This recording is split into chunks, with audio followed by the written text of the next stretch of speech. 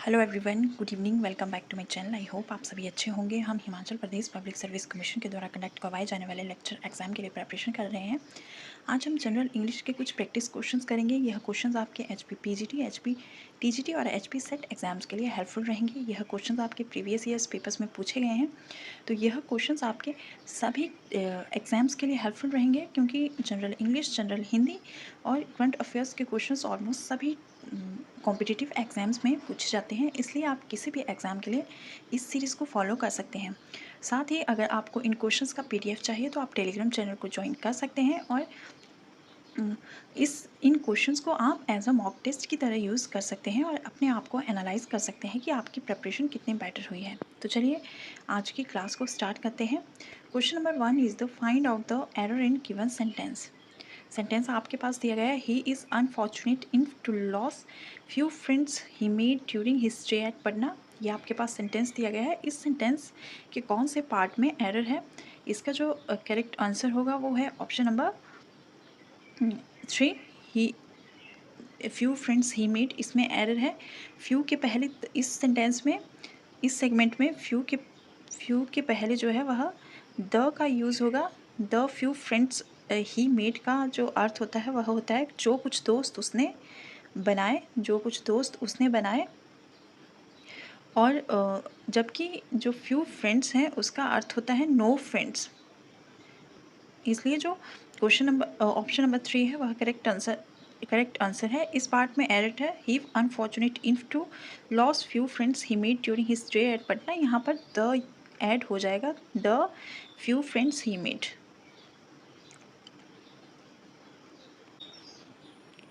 Then next question is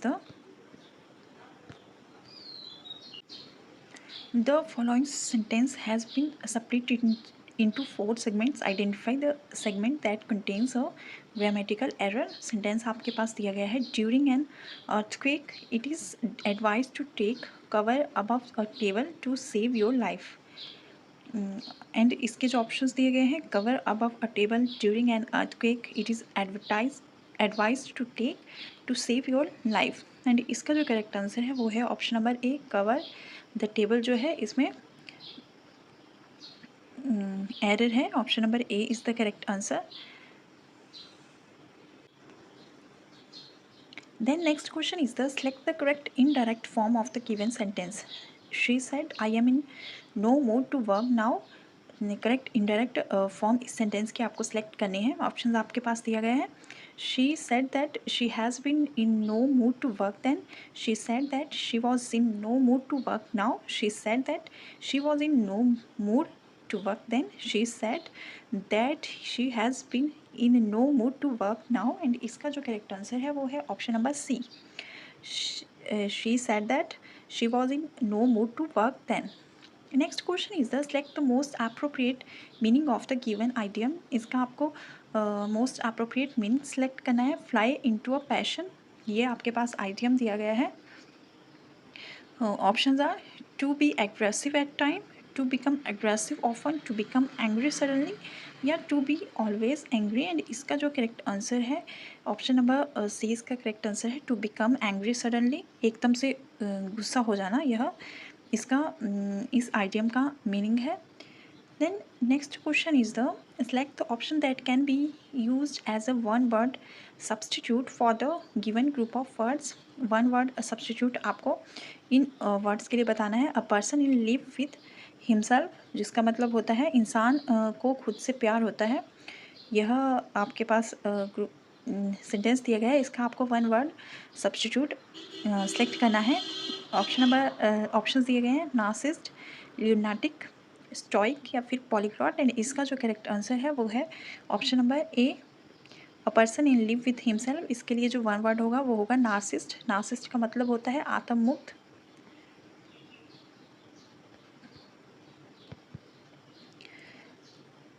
then next question is the select the most appropriate synonym of the given word. आपको most appropriate synonym select करना है। Synonym समानार्थी इस word का बताना है।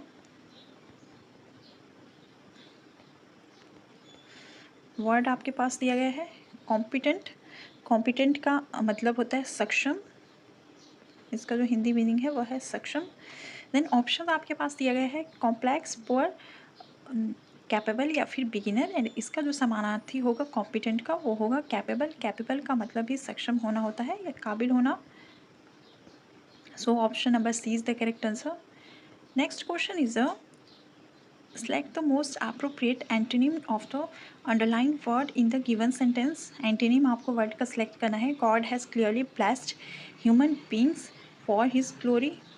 Blessed का आपको antonym select करना है। इसका विलोम बताना है आपको। विलोम शब्द blessed का बताना है। ब्लेस्ड का जो हिंदी मीनिंग होता है वो होता है सौभाग्यपूर्ण। देन ऑप्शंस आपके पास दिए गए हैं अपॉइंटेड, प्रोड्यूस्ड, अप्लाइड या कर्स्ड। एंड इसका जो करेक्ट आंसर होगा वो होगा option number D. Option number 4 is the correct, cursed,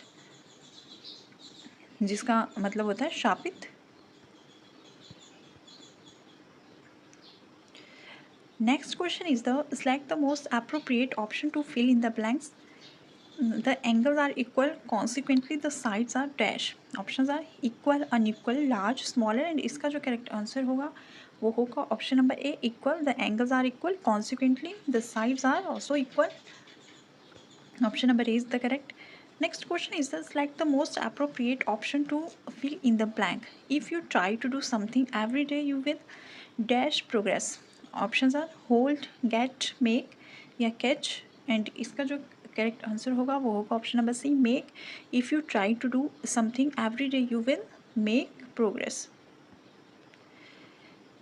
Next question is the select the most appropriate options that can substitute the underlined segment in the following sentence. Ranjan is having 3 brothers and 3 sisters. Options are Ranjan has been having, Ranjan has, Rajan was having and Rajan having. And इसका जो correct answer होगा वो होगा option number 2, Rajan has 3 brothers and sister. Option number B is the correct. Next question is the select the option that expresses the given sentence in passive voice.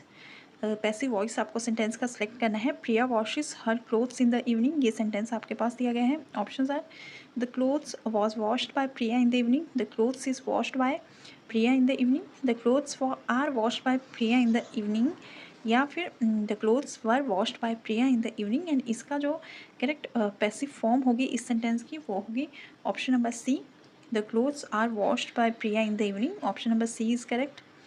Next question is the select the correct active form of the given sentence. Given sentence की आपको active form select करनी है। Her phone can't be switch off by my father. Options are my father switches off her phone, my father could not switch off her phone, my father have not switch off her phone, या my father can't switch off her phone. And इसका जो correct answer होगा वो होगा option number 4, my father can't switch off her phone. Next question is the fill in the blank. The speaker didn't properly space out his speech but went on dash one point only. Options are stressing, avoiding, devoting and decrying. And इसका जो correct answer होगा वो होगा option number A. The speaker didn't properly space out his speech but went on stressing one point only. Option number 1 is correct. Next question is there is something wonderful dash him. Options are off, about, for या inside. And इसका जो correct answer होगा वो होगा option number B, there is something wonderful about him. Option number B is correct. Next question is idiom to cut long story short means. Idiom आपके पास दिया गया है to cut long story short, इसका आपको अर्थ बताना है। Option are tell the story briefly, come to the point, miss the main point, none of above. And इसका जो करेक्ट आंसर होगा वो होगा option number B, come to the point. यह इसका आंसर है option number B. Next question is fill in the blank with appropriate preposition. Appropriate preposition आपको सेलेक्ट करना है। Both parties must adhere dash the terms of the contract. Option are in, by, on या to. And इसका जो correct answer है वो है option number D, both parties must adhere to the terms of the contract. Option number D is the correct. Next question is the fill in the blanks with appropriate preposition.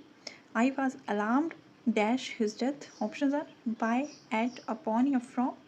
And correct answer is the option number B. I was alarmed at his death. Next question is find out the correct indirect speech of the following sentence. He said, "Do you know German?" Indirect speech आपको select करना है. Option है he asked me if I knew German. I asked him if he knew German. He asked me to know German. He asked me if he knew German. And इसका जो correct answer है वो है option number A. He asked me if I knew German. A is the correct. Next question is fill in the blank with the appropriate option given below. Options are if you dash no confidence in self, you are twice defeated in life. Options are have, having, has या had not. And इसका जो correct answer है वो है option number A. If you have no confidence in self you are twice defeated in life. Option number A is correct. Last question is pick out the correctly spelled word. Correctly spelled word आपको सेलेक्ट करना है. ये आपके पास दिए गए हैं words. इनमें से आपको करेक्ट जो वर्ड लिखा है वह सिलेक्ट करना है. एंड इसका जो आंसर होगा वो होगा ऑप्शन नंबर सी. मैनिपुलेशन का जो स्पेलिंग है वह ऑप्शन नंबर 3 करेक्ट है. बाकी जो स्पेलिंग्स मैनिपुलेशन की दी गई हैं वह रॉन्ग है. तो ये आज के लिए कुछ 20 क्वेश्चंस थे जो प्रीवियस ईयर्स पेपर्स में पूछे गए थे. आपने पेपर 1 का पैटर्न देख लिया होगा कि किस तरह से पैटर्न पूछा जा रहा है. इसलिए आप उस अकॉर्डिंग जो है अपनी प्रेपरेशन कर सकते हैं. ऑलमोस्ट आपकी प्रेपरेशन अभी तक तो कंप्लीट होगी और अब आपको अपनी प्रैक्टिस करनी चाहिए, क्योंकि जब तक आप प्रैक्टिस नहीं करोगे आपके मार्क्स आप एग्ज़ाम में मार्क्स अच्छे स्कोर नहीं कर पाओगे. तो ये टेलीग्राम चैनल का लिंक है. अगर आपको इस क्लास का PDF चाहिए तो आप टेलीग्राम चैनल को ज्वाइन कर सकते हैं. चलिए आज की क्लास में बस इतना ही. Bye bye, take care and don't forget to subscribe my channel.